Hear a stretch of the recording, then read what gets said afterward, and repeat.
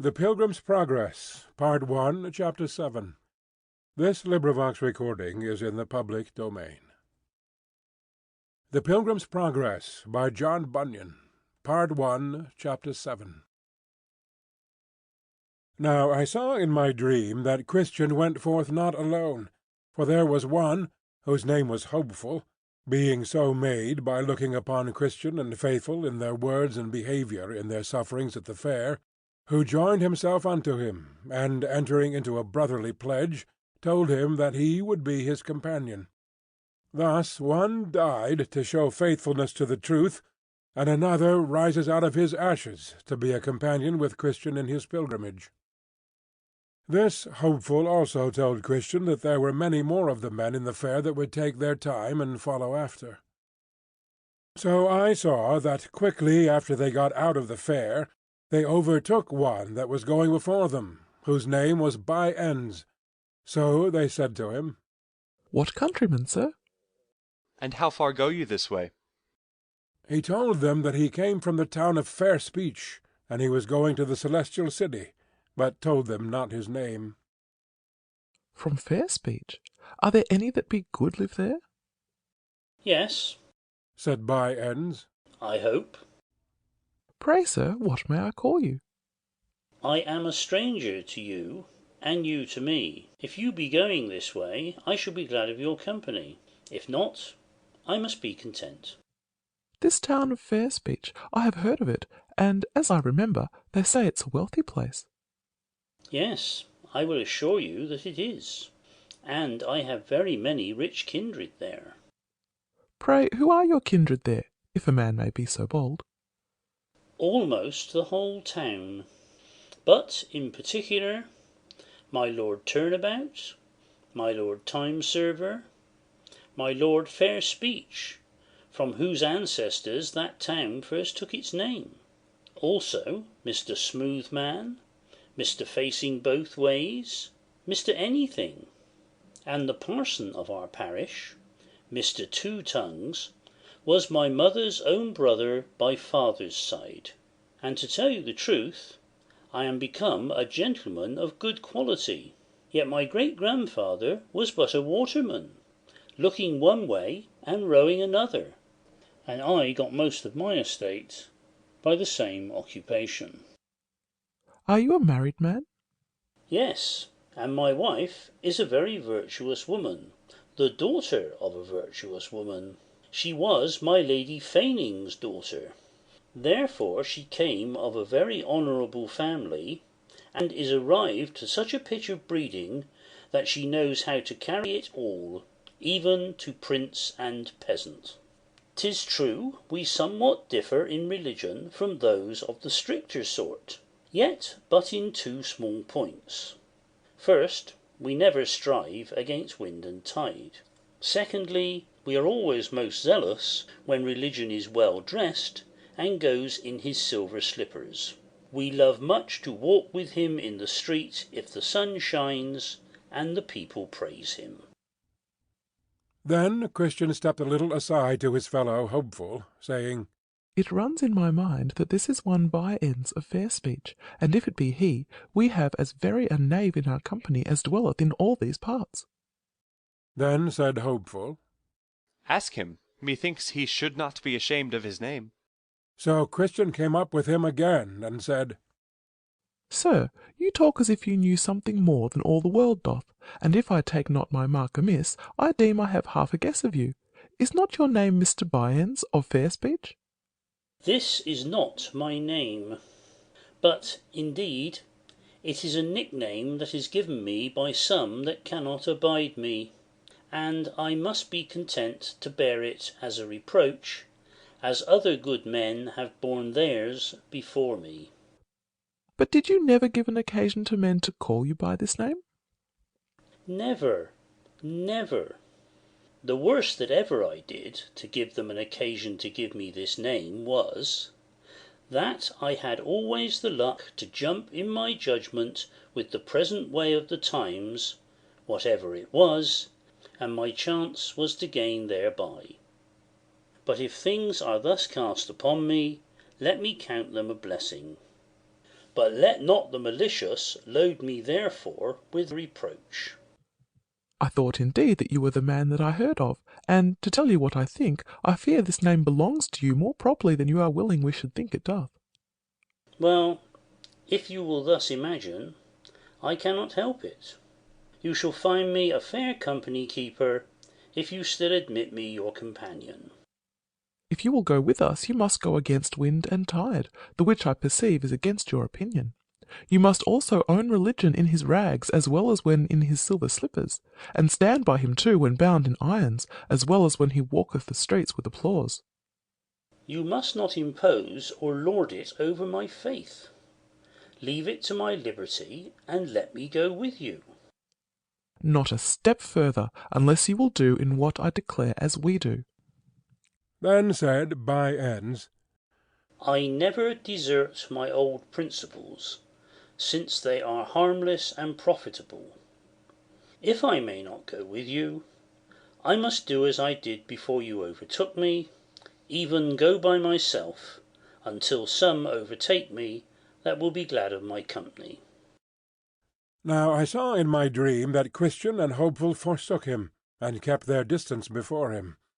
But one of them, looking back, saw 3 men following Mr. By Ends, and behold, as they came up with him, he made them a very low bow, and they also gave him a compliment. The men's names were Mr. Hold the World, Mr. Money-Love, and Mr. Save-All, men that Mr. By Ends had been formerly acquainted with, for in their boyhood they were schoolfellows, and taught by one Mr. Gripeman, a schoolmaster in Loughgane, which is a market-town in the county of Coveting, in the north. This schoolmaster taught them the art of getting, either by violence, cheating, flattery, lying, or by putting on a pretence of religion, and these 4 gentlemen had learned much of the art of their master, so that they could each of them have kept such a school themselves. Well, when they had, as I said, thus saluted each other, Mr. Money-Love said to Mr. By Ends, Who are they upon the road before us? for Christian and Hopeful were yet within view. They are a couple of far countrymen that, after their mode, are going on pilgrimage. Alas, why did they not stay, that we might have had their good company? For they, and we, and you, sir, I hope, are all going on pilgrimage.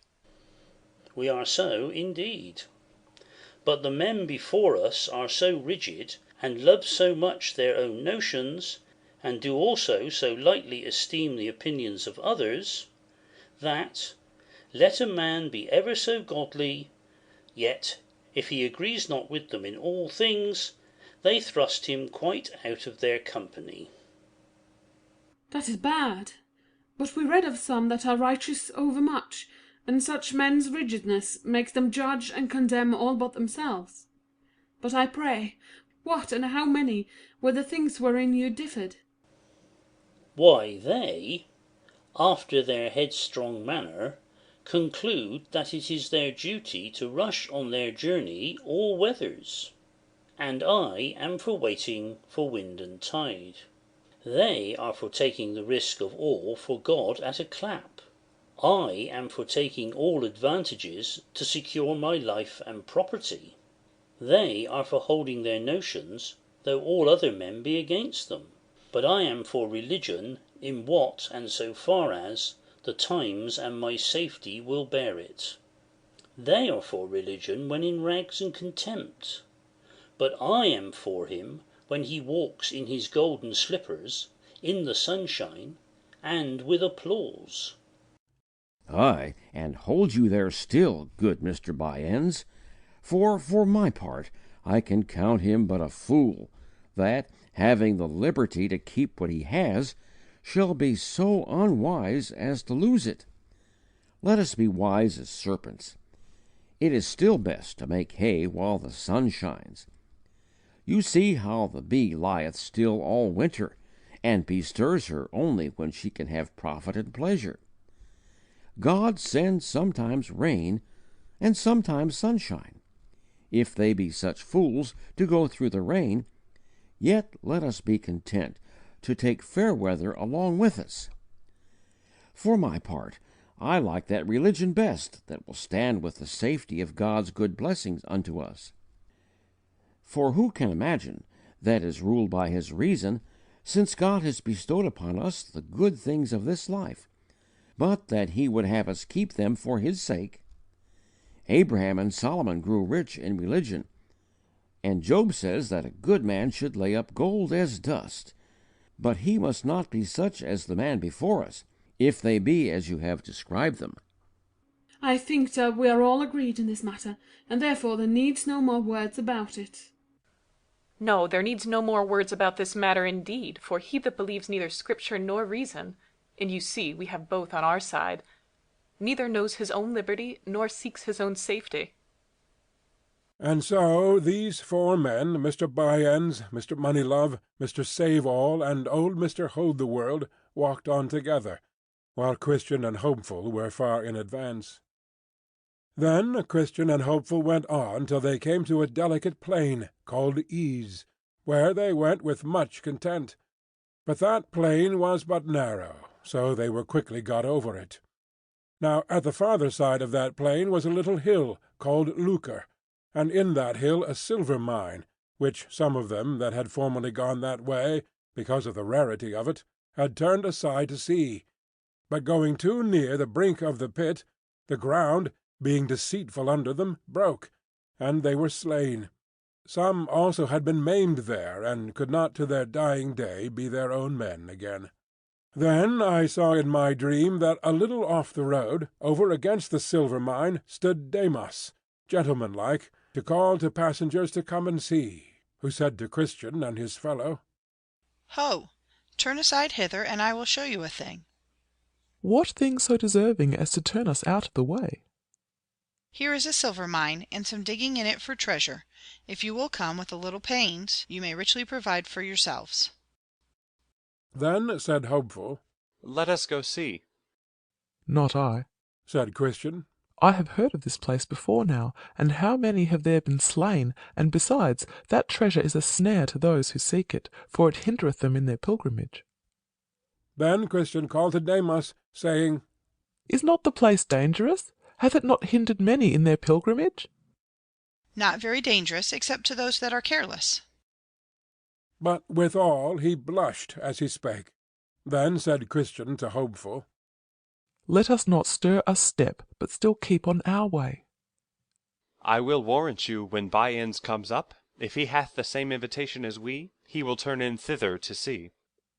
No doubt thereof, for his principles lead him in that way, and 100 to 1 but he dies there. Then Demas called out again, saying, But will you not come over and see? Then Christian roundly answered, saying, Demas, thou art an enemy to the right ways of the Lord of this way, and hast been already condemned for thine own turning aside by one of his Majesty's judges. And why seekest thou to have us condemned also? Besides, if we at all turn aside, our lord the king will certainly hear thereof, and will there put us to shame, where we should stand with boldness before him. Demas cried again that he also was one of their company, a pilgrim like themselves, and that, if they would tarry a little, he also himself would walk with them. What is thy name? Is it not the same by the which I have called thee? Yes, my name is Demas. I am the son of Abraham. I know you. Gehazi was your great-grandfather, and Judas your father, and you have trod in their steps. It is but a devilish prank that thou usest. Thy father was hanged for a traitor, and thou deservest no better reward. Assure thyself that when we come to the king, we will tell him of this thy behaviour.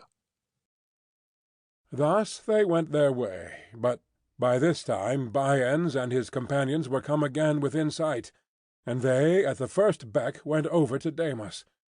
Now whether they fell into the pit by looking over the brink thereof, or whether they went down to dig, or whether they were smothered in the bottom by the damps that commonly arise, of these things I am not certain, but this I observed, that they were never seen again in the way. Then sang Christian, Byends and Silver Demas both agree. One calls the other runs, that he may be a sharer of this lucre, so these two take up in this world, and no further go. Now I saw that just on the other side of the plain the pilgrims came to a place where stood an old monument hard by the highway side, at the sight of which they were both concerned, because of the strangeness of the form thereof. For it seemed to them as if it had been a woman changed into the shape of a pillar. Here therefore they stood looking and looking upon it, but could not for a time tell what they should make thereof.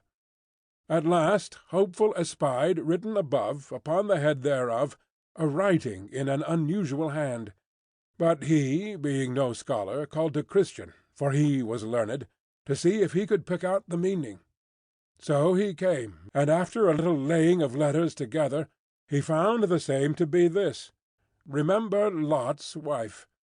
So he read to his fellow, after which they both concluded that that was the pillar of salt to which Lot's wife was turned, for her looking back with a covetous heart when she was going from Sodom. Which sudden and amazing sight gave them occasion for speaking thus.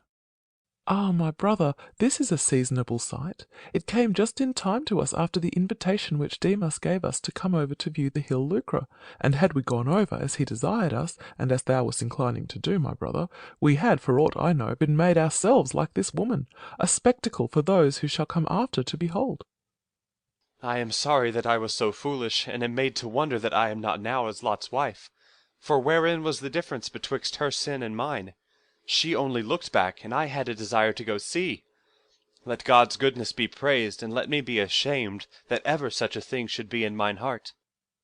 Let us take notice of what we see here, for our help for time to come. This woman escaped one judgment, for she fell not by the destruction of Sodom, yet she was destroyed by another, as we see. She is turned into a pillar of salt.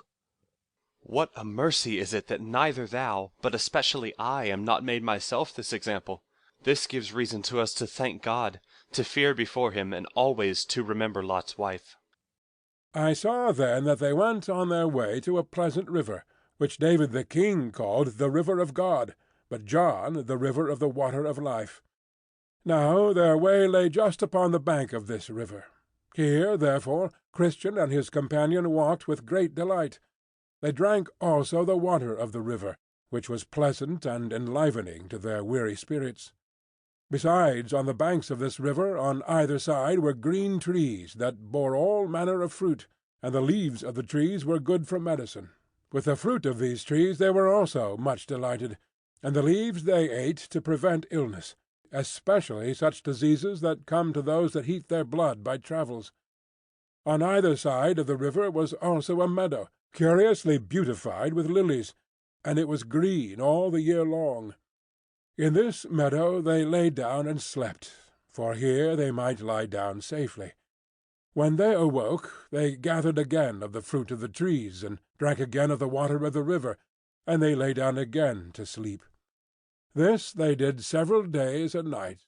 Then they sang, Behold ye how these crystal streams do glide, to comfort pilgrims by the highway side. The meadows green, besides their fragrant smell, yield dainties for them, and he who can tell. What pleasant fruit, yea, leaves, these trees do yield! We'll soon sell all, that he may buy this field.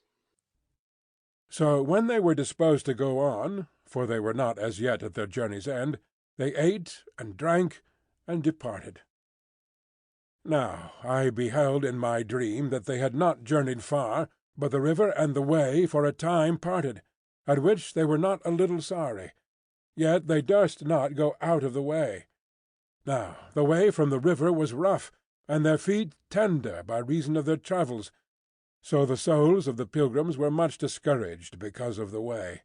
Wherefore, still as they went on, they wished for a better way. Now a little before them there was, on the left hand of the road, a meadow, and a stile to go over into it, and that meadow was called Bypath Meadow. Then said Christian to his fellow, If this meadow lieth along by our wayside, let's go over it. Then he went to the stile to see, and behold, a path lay along by the way on the other side of the fence. It is according to my wish, said Christian. Here is the easiest going. Come, good Hopeful, and let us go over. But how if this path should lead us out of the way? That is not likely, said the other. Look, doth it not go along by the wayside? So Hopeful, being persuaded by his fellow, went after him over the stile. When they were gone over, and were got into the path, they found it very easy to their feet, and withal they, looking before them, espied a man walking as they did, and his name was Vain Confidence. So they called after him, and asked him whither that way led. He said, To the Celestial Gate. Look, said Christian. did I not tell you so? By this you may see we are right. So they followed, and he went before them. But, behold, the night came on, and it grew very dark, so that they that were behind lost sight of him that went before. He, therefore, that went before, Vain Confidence by name, not seeing the way before him, fell into a deep pit, which was on purpose there made by the prince of those grounds to catch careless fools, withal, and was dashed in pieces with his fall. Now Christian and his fellow heard him fall, so they called to know the matter, but there was none to answer, only they heard a groaning. Then said Hopeful, Where are we now? Then was his fellow silent, as mistrusting that he had led him out of the way. And now it began to rain, and thunder, and lighten in a most dreadful manner, and the water rose again. Then Hopeful groaned in himself, saying, Oh, that I had kept on my way! Who could have thought that this path should have led us out of the way? I was afraid on't at the very first, and therefore gave you that gentle caution. I would have spoken plainer, but that you are older than I. Good brother, be not offended. I am very sorry I have brought thee out of the way, and that I have put thee into such great danger. Pray, my brother, forgive me. I did not do it of any evil intent. Be comforted, my brother, for I forgive thee, and believe, too, that this shall be for our good. I am glad I have with me a merciful brother, but we must not stand still. Let us try to go back again. But, good brother, let me go before. No, if you please, let me go first, that if there be any danger I may be first therein, because by my means we are both gone out of the way. No, you shall not go first, for your mind being troubled may lead you out of the way again. Then, for their encouragement, they heard the voice of one saying, Let thine heart be towards the highway, even the way that thou wentest. Turn again. But by this time the waters were greatly risen, by reason of which the way of going back was very dangerous. Then I thought that it is easier going out of the way when we are in, than going in when we are out. Yet they undertook to go back, but it was so dark, and the flood so high, that, in their going back, they had like to have been drowned 9 or 10 times. Neither could they, with all the skill they had, get again to the stile that night. Wherefore, at last lighting under a little shelter, they sat down there until daybreak, but being weary, they fell asleep. Now there was, not far from the place where they lay, a castle, called Doubting Castle, the owner whereof was Giant Despair, and it was in his grounds they now were sleeping. Wherefore he, getting up in the morning early, and walking up and down in his fields, caught Christian and Hopeful asleep in his grounds. Then, with a grim and surly voice, he bid them awake, and asked them whence they were, and what they did in his grounds. They told him they were pilgrims, and that they had lost their way. Then said the giant, You have this night trespassed on me, by trampling in and lying on my grounds, and therefore you must go along with me. So they were forced to go, because he was stronger than they. They had also but little to say, for they knew themselves in fault. The giant therefore drove them before him, and put them into his castle, into a very dark dungeon, nasty and smelling vilely to the spirits of those 2 men. Here then they lay from Wednesday morning till Saturday night, without one bit of bread, or drop of drink, or light, or any to ask how they did. They were, therefore, here in evil case, and were far from friends and people whom they knew. Now in this place Christian had double sorrow, because it was through his thoughtless haste that they were brought into this distress. Now Giant Despair had a wife, and her name was Diffidence. So when he was gone to bed, he told his wife what he had done, to wit, that he had taken a couple of prisoners and cast them into his dungeon for trespassing on his grounds. Then he asked her also what he had best to do further to them. So she asked them what they were, whence they came, and whither they were bound, and he told her. Then she advised him that when he arose in the morning he should beat them without any mercy. So when he arose he getteth him a grievous crab-tree cudgel, and goes down into the dungeon to them, and there first fell to abusing them as if they were dogs, although they never gave him a word of distaste. Then he falls upon them and beats them fearfully, in such sort that they were not able to help themselves, or to turn them upon the floor. This done, he withdraws, and leaves them there to sorrow over their misery, and to mourn under their distress. So all that day they spent their time in nothing but sighs and bitter grief. The next night she, talking with her husband about them further, and understanding that they were yet alive, did advise him to tell them to make away with themselves. So when morning was come, he goes to them in a surly manner as before, and perceiving them to be very sore with the stripes that he had given them the day before, he told them that since they were never like to come out of that place, their only way would be forthwith to make an end of themselves, either with knife, halter, or poison. For why, said he, should you choose life, seeing it is attended with so much bitterness? But they desired him to let them go. With that he looked ugly upon them, and rushing to them, had doubtless made an end of them himself, but that he fell into one of his fits, for he sometimes in sunshiny weather fell into fits, and lost for a time the use of his hands, wherefore he withdrew, and left them as before to consider what to do. Then did the prisoners consult between themselves whether it was best to take his advice or no, and thus they began to discourse. "Brother," said Christian, "what shall we do? The life we now live is miserable. For my part, I know not whether it is best to live thus or to die out of hand. My soul chooseth strangling rather than life, and the grave is more easy for me than this dungeon. Shall we be ruled by the giant?" Indeed, our present condition is dreadful, and death would be far more welcome to me than thus for ever to abide. But yet, let us think. The lord of the country to which we are going hath said, Thou shalt do no murder. No, not to another man's person.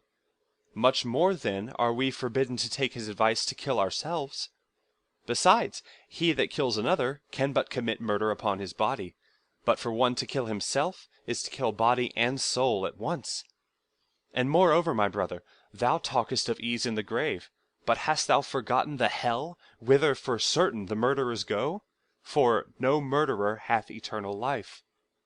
And let us consider again, that all the law is not in the hand of Giant Despair. Others, so far as I can understand, have been taken by him as well as we, and yet have escaped out of his hand.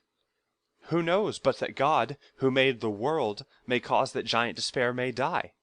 Or that, at some time or other, he may forget to lock us in? Or that he may, in a short time, have another of his fits before us, and he may lose the use of his limbs? And, if ever that should come to pass again, for my part, I am resolved to pluck up the heart of a man, and try to my utmost to get from under his hand. I was a fool that I did not try to do it before. But however, my brother, let us be patient, and endure a while. The time may come that may give us a happy release, but let us not be our own murderers." With these words Hopeful at present did calm the mind of his brother. So they continued together in the dark that day, in their sad and doleful condition. Well, towards evening the giant goes down into the dungeon again to see if his prisoners had taken his counsel. But when he came there he found them alive, and truly alive was all.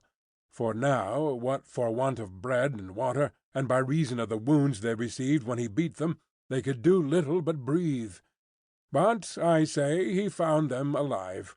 At which he fell into a grievous rage, and told them that, seeing they had disobeyed his counsel, it should be worse with them than if they had never been born. At this they trembled greatly, and I think that Christian fell into a swoon. But coming a little to himself again, they renewed their discourse about the giant's advice, and whether yet they had best to take it or no. Now Christian again seemed for doing it, but Hopeful made his second reply as followeth. My brother, said he, rememberest thou not how valiant thou hast been heretofore? Apollyon could not crush thee, nor could all that thou didst hear, or see, or feel in the valley of the shadow of death. What hardship, terror, and amazement hast thou already gone through, and art thou now nothing but fear? Thou seest that I am in the dungeon with thee, a far weaker man by nature than thou art. Also, this giant has wounded me as well as thee, and hath also cut off the bread and water from my mouth. And with thee I mourn without the light. But let us have a little more patience. Remember how thou showedst thyself the man at Vanity Fair, and wast neither afraid of the chain, nor cage, nor yet of bloody death. Wherefore, let us, at least, to avoid the shame that it becomes not a Christian to be found in, bear up with patience as well as we can. Now, night being come again, and the giant and his wife being in bed, she asked him concerning the prisoners, and if they had taken his advice, to which he replied, They are sturdy rogues. They choose rather to bear all hardship than to make away with themselves. Then said she, Take them under the castle yard tomorrow, and show them the bones and skulls of those that thou hast already killed, and make them believe, ere a week comes to an end, thou wilt tear them also in pieces, as thou hast done their fellows before them. So when the morning was come, the giant goes to them again, and takes them into the castle yard, and shows them as his wife had bidden them. These, said he, were pilgrims, as you are, once, and they trespass in my grounds, as you have done. And when I thought fit, I tore 'em in pieces, and so within 10 days I will do you. Go, get down to your den again. And with that he beat them all the way thither. They lay therefore all day on Saturday in a lamentable case as before. Now when night was come, and when Mrs. Diffidence and her husband the giant were got to bed, they began to renew their talking of their prisoners, and withal the old giant wondered that he could neither by his blows nor counsel bring them to an end. And with that his wife replied, I fear, said she, that they live in hope that some will come to relieve them, or that they have picklocks about them, by the means of which they hope to escape. And sayest thou so, my dear? said the giant. I will therefore search them in the morning. Well, on Saturday, about midnight, they began to pray, and continued in prayer till almost break of day. Now, a little before it was day, good Christian, as one half amazed, brake out into this earnest speech. What a fool, quoth he, am I to lie in a foul-smelling dungeon when I may as well walk at liberty? I have a key in my bosom called Promise that will, I am sure, open any lock in Doubting Castle. Then said Hopeful, That is good news, good brother. Pluck it out of thy bosom, and try. Then Christian pulled it out of his bosom, and began to try at the dungeon door, whose bolt, as he turned the key, gave back, and the door flew open with ease, and Christian and Hopeful both came out. Then he went to the outward door that leads into the castle yard, and with his key opened that door also. After he went to the iron gate, for that must be opened too, but that lock went exceedingly hard, yet the key did open it. Then they thrust open the gate to make their escape with speed, but that gate, as it opened, made such a creaking that it waked Giant Despair, who, hastily rising to pursue his prisoners, felt his limbs to fail, for his fits took him again, so that he could by no means go after them. Then they went on, and came to the King's highway again, and so were safe, because they were out of Giant Despair's rule. Now when they were gone over the stile, they began to contrive with themselves what they should do at that stile to prevent those that should come after from falling into the hands of Giant Despair. So they agreed to build there a pillar, and to engrave upon the side thereof this sentence: Over this stile is the way to Doubting Castle, which is kept by Giant Despair, who despiseth the king of the celestial country, and seeks to destroy his holy pilgrims. Many, therefore, that followed after, read what was written, and escaped the danger. This done, they sang as follows: Out of the way we went, and then we found what 'twas to tread upon forbidden ground, and let them that come after have a care, lest heedlessness make them as we to fare. Lest they for trespassing his prisoners are, whose castle's Doubting, and whose name's Despair. End of Part 1, Chapter 7.